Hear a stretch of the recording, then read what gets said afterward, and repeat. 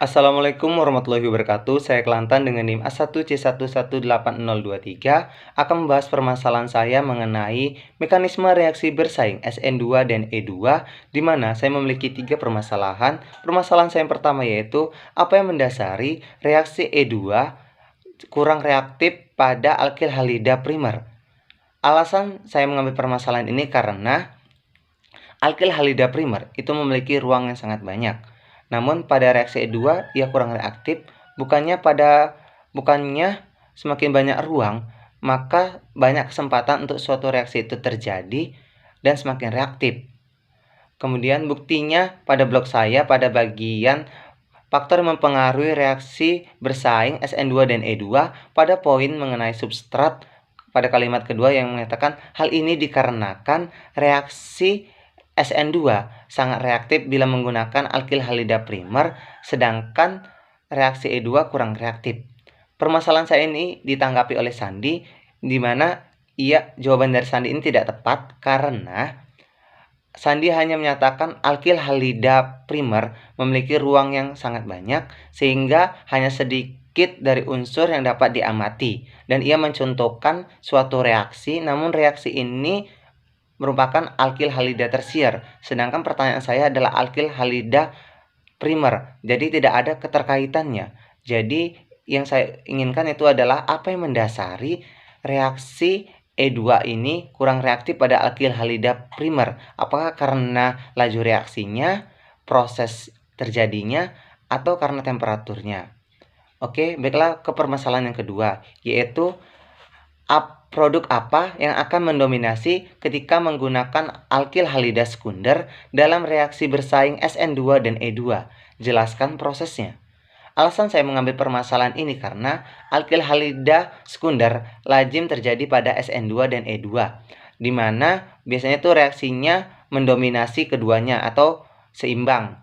Namun, saya menemukan literatur bahwa reaksi dari alkil halida sekunder ini mendominasi reaksi E2.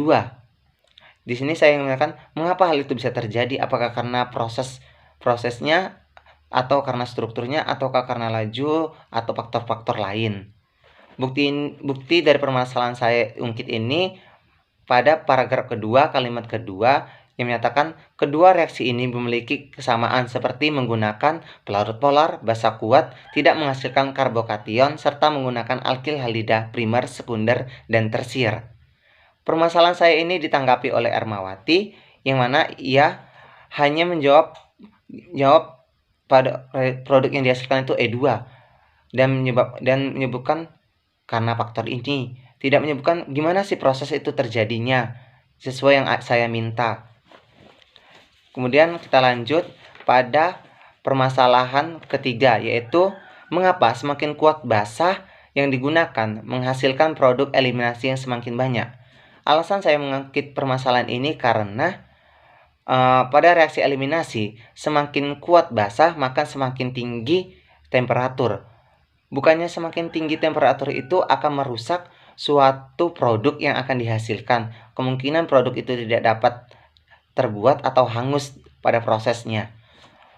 Bukti untuk permasalahan saya ini ungkit pada faktor yang mempengaruhi reaksi bersaing SN2 dan E2 pada poin mengenai struktur basa yang pada kalimat terakhirnya yang menyatakan bahwa semakin kuat basa yang digunakan, maka produk eliminasi yang digunakan juga semakin banyak.